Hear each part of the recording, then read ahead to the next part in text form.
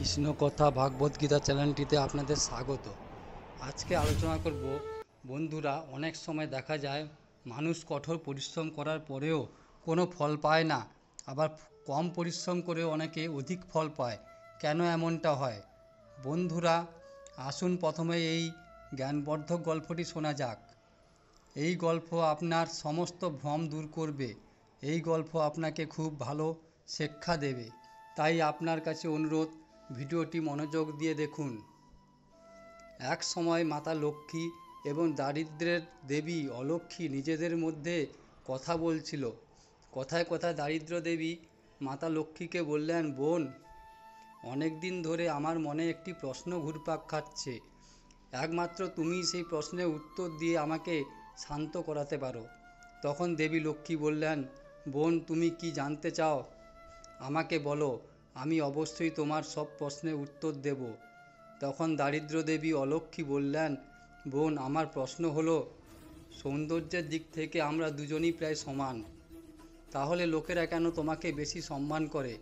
আমি যেখানেই যাই সেখানে শোকের ছায়া নেমে আসে, তাদের সুখের দিন শেষ হয়ে যায়, সেখানকার মানুষের মুখে নিরাশা ও হতাশার ছাপ দেখা দেয়। আমাকে মানুষের ক্ষোভ ও ঘৃণার সম্মুখীন হতে হয় কেন? কিন্তু আমরা তো দুটি বোন, তাহলে কেন এমনটা হয়? তখন মাতা লক্ষ্মী বললেন, আদর সম্মান মানে সৌন্দর্য নয়। আদর সম্মান পাওয়ার জন্য শ্রেষ্ঠ কর্ম করতে হয়। এই পৃথিবীতে মানুষকে কেউ সম্মান করে না, সম্মান করে তার কর্মকে। যদি আমরা মানুষের কল্যাণের জন্য কাজ করি, তাদের ভালো করার কথা চিন্তা করি, তাহলে অবশ্যই মানুষ আমাদের সম্মান করবে। লোকেরা আমাকে সম্মান করে, কারণ আমি যখন মানুষের ঘরে আসি তখন তাদের সুখের দিন আসে। আমি ধনসম্পদ দিয়ে তাদের ঘর ভরে দেই। তুমি যখন মানুষের জন্য সুখ আনবে, তখন তারাও তোমাকে ভালোবাসতে শুরু করবে এবং তারা তোমার পূজা করবে। কিন্তু তোমার স্বভাব হলো, তুমি যখন কারো ঘরে পা রাখো তখন মানুষ দারিদ্র হয়ে যায়, রোগ শোক ও অসুখ তাদের গ্রাস করে, তাদের উপর দুর্যোগ আসে, তাদের জীবন দুঃখ কষ্টে ভরে যায়। তাই মানুষ তোমাকে ঘৃণা করে। সম্মান পেতে হলে লোকেদের সুখের জন্য কাজ করো, তোমার সেবা দিয়ে তাদের মন জয় করো। বন্ধুরা, মা লক্ষ্মীর মুখে এমন কথা শুনে দারিদ্র দেবীর খুব খারাপ লাগে। তিনি ভাবলেন, লোকেরা তাকে সম্মান করে বলে তার এত অহংকার।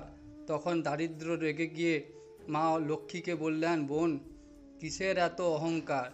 কোন দিক থেকে তুমি আমার চেয়ে বড়? না তো তুমি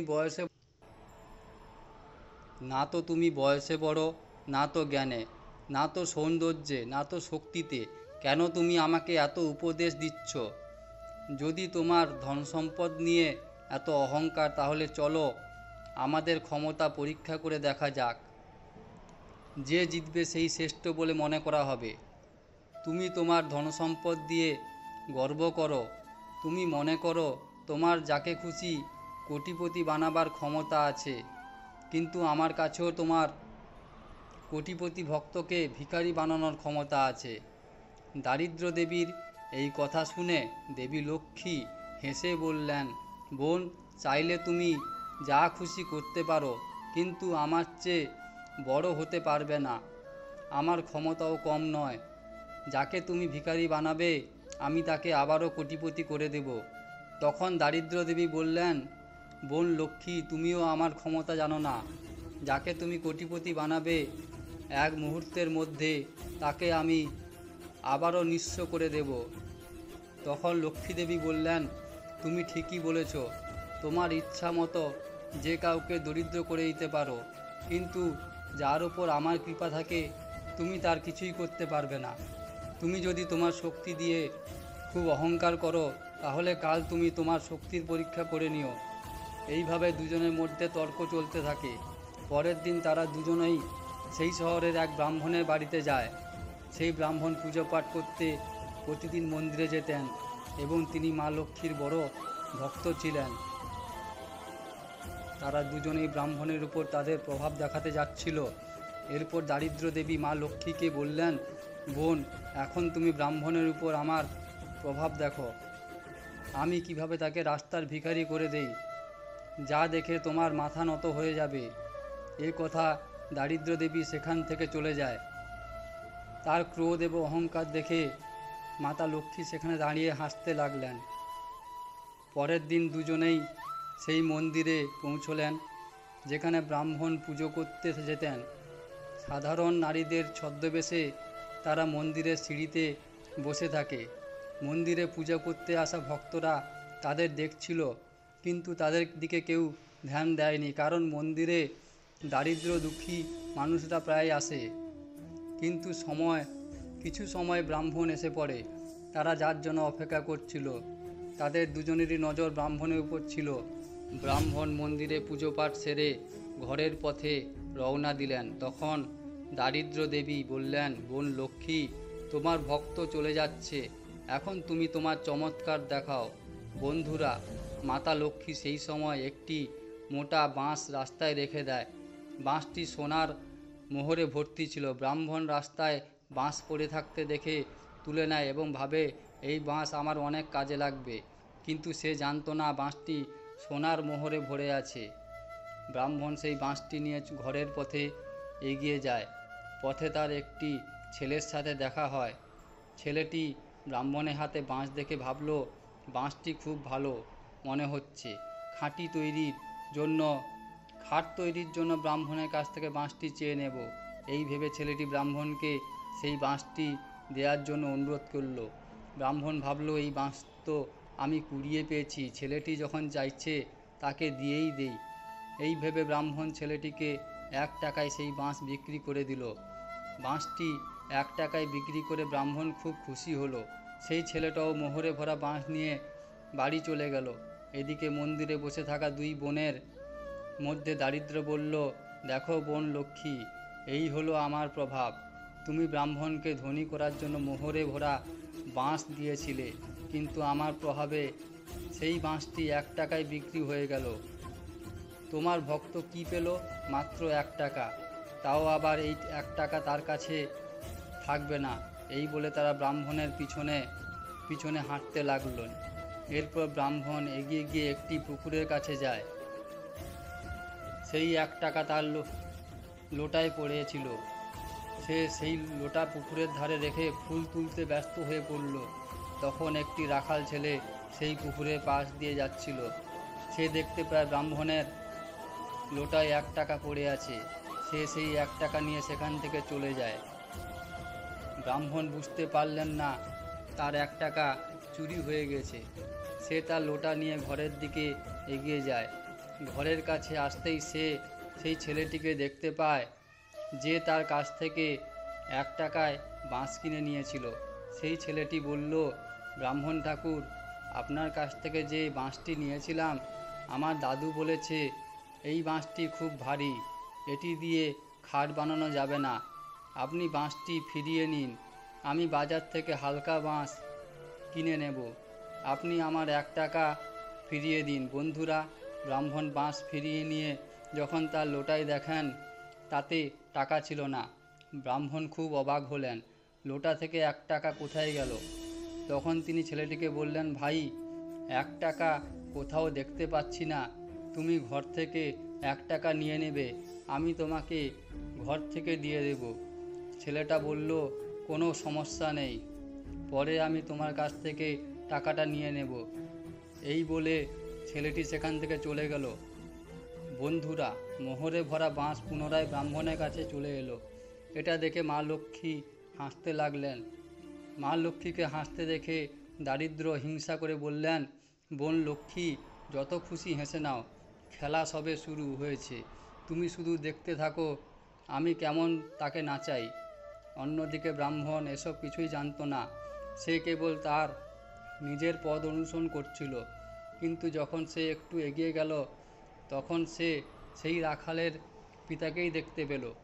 তিনি ব্রাহ্মণকে থামিয়ে বললেন, মহারাজ, আমার ছেলে বড় শয়তান। সে আপনার লোটা থেকে 1 টাকা নিয়েছিল, আমি ফিরিয়ে দিতে এসেছি। যদি সম্ভব হয় তাকে ক্ষমা করে দিন। ব্রাহ্মণ টাকা নিয়ে বললেন, কোনো সমস্যা নেই, বাচ্চা ভুল করে ফেলেছে। এই বলে রাখালের বাবা সেখান থেকে চলে গেলেন। এরপর ব্রাহ্মণ ভাবলেন, টাকা যখন পেয়ে গেছি, ছেলেটিকে ফেরত দিয়ে দিই। এই ভেবে ব্রাহ্মণ সেই ছেলেটিকে আওয়াজ দিলেন, যে বাঁশ ফেরত দিয়ে সবে কিছুটা দূরে গিয়েছিল।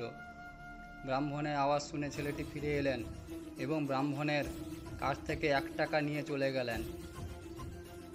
এদিকে ব্রাহ্মণ বাড়ির দিকে এগোতে লাগলেন। তার এক হাতে পূজার লোটা ছিল এবং অন্য হাতে মোহরে ভরা বাঁশ। ব্রাহ্মণ ভাবছিলেন, এই বাঁশ সত্যিই খুব ভারী। ভারী যখন আছে তাহলে মজবুতও হবে। এটি আমি ছাদে লাগিয়ে দেব। অনেক দিন পর্যন্ত পরিবর্তন করার দরকার পড়বে না। এদিকে মা লক্ষ্মীর কৃপায় ব্রাহ্মণের সব কিছু ঠিকঠাক হতে দেখে দারিদ্র জ্বলে উঠল। সে ভাবল, এখন কি করা যায়। ব্রাহ্মণের বাড়িও কাছে এসে পড়েছে। যখন কোনো সমাধান পেল না, তখন ব্রাহ্মণকে মেরে ফেলার ফন্দি করে। দারিদ্র বলে, বোন লক্ষ্মী, এখন আমি এর ধনসম্পদ তো ছিনিয়ে নেবই, তার সাথে সাথে এর প্রাণও কেড়ে নেব। এই বলে দারিদ্র এক ভয়ঙ্কর সাপের রূপ নিয়ে ব্রাহ্মণকে ছোবল মারতে যায়। দারিদ্র দেবীর ধৃষ্টতা দেখে মা লক্ষ্মী একটুও ভয় না পেয়ে দাঁড়িয়ে দাঁড়িয়ে হাসতে লাগলেন। এদিকে ব্রাহ্মণ দেখল একটি ভয়ঙ্কর সাপ তাকে ছোবল মারার জন্য তার দিকে আসছে। ব্রাহ্মণ ভয় পেয়ে গেল এবং প্রাণ বাঁচাতে দৌড়তে শুরু করলো। কিন্তু দারিদ্র ছাড়ার পাত্র নয়। সেও তাকে মেরে ফেলার জন্য তার পিছনে পিছনে দৌড়াতে থাকলো। এরপর ব্রাহ্মণ ভয় পেয়ে হাত জোর করে বলল, হে নাগ দেবতা, আমি তোমার কোনো ক্ষতি করিনি। তুমি কেন আমার পিছনে পড়ে আছো? তুমি এখান থেকে চলে যাও। আমি একজন গরিব ব্রাহ্মণ। তুমি আমাকে অযথা কষ্ট দিচ্ছ কেন? ব্রাহ্মণ অনেক অনুনয় বিনয় করল, কিন্তু সাপ কেন রাজি হবে? সে তো দারিদ্র ছিল। সে তাকে মারতে চায়। নিজের বিপদ দেখে ব্রাহ্মণ আত্মরক্ষার জন্য সেই বাঁশ দিয়ে সাপকে আঘাত করে। মাটিতে আঘাত লেগে সেই বাঁশ ভেঙে যায়। তার মধ্যে যত মোহর ছিল সেগুলো মাটিতে পড়ে যায়। এতগুলো মোহর দেখে ব্রাহ্মণ এক মুহূর্তের জন্য সাপের কথা ভুলে যায়। যখন সাপের কথা মনে আসে, তখন সে দেখে বাঁশের আঘাতে সাপের কোমর ভেঙে গেছে এবং সে প্রাণ বাঁচাতে ঝোপের মধ্যে লুকিয়ে আছে। এদিকে ব্রাহ্মণ সেই মোহরগুলো একত্রিত করে মা লক্ষ্মীর গুণগান গাইতে গাইতে বলেন, আজ আমার সমস্ত দারিদ্র দূর হয়ে গেছে। এদিকে মা লক্ষ্মী ও দারিদ্র দেবী আবার কথা বলতে থাকে। মা লক্ষ্মী বলে, বোন, সত্যি করে বলো, নিশ্চয়ই বুঝে গেছো কিভাবে মহান হতে হয়। মহান হতে গেলে কাউকে কিছু দিতে হয়, ছিনিয়ে নিলে হয় না। যারা ছিনিয়ে নেয় তারা কখনো সুখী হতে পারে না। সুখী মানুষ তারা যারা অন্যকে খুশি দেয়। বন্ধুরা, এখন জেনে নেওয়া যাক অনেক পরিশ্রম করেও মানুষ কেন তার ফল পায় না। এর কারণ হলো পূর্বে করা সঞ্চিত কর্ম। কিছু কর্ম এমন হয় যার ফল আমরা পাই না। এই ফল আমরা ভবিষ্যতে পাব। তখন আমরা মনে করব কম পরিশ্রম করেও অনেক কিছু পেয়েছি। আর যে কর্মের আমরা কোনো ফল পাই না, তার দুটো কারণ আছে। প্রথম কারণ হলো ফল ভবিষ্যতে পাব। দ্বিতীয় কারণ হলো লক্ষণীয় কার্য। লক্ষণীয় কাজ আমাদের ক্লান্ত করে, কোনো ফল দেয় না। বন্ধুরা, ভিডিওটি কেমন লাগলো অবশ্যই কমেন্টে লিখে জানাবেন। ভিডিওটি দেখার জন্য ধন্যবাদ। এই ভিডিওটি বলার সময় যদি কোনো ভুল ত্রুটি হয়ে থাকে তাহলে আমি ক্ষমা প্রার্থী। জয় শ্রীকৃষ্ণ, রাধে রাধে। জয় শ্রীকৃষ্ণ, রাধে রাধে। আপনি যদি ভগবান শ্রীকৃষ্ণের ভক্ত হন তবে অবশ্যই কমেন্টে জয় শ্রীকৃষ্ণ এবং রাধে রাধে লিখুন। সাবস্ক্রাইব করে চ্যানেলটি পাশে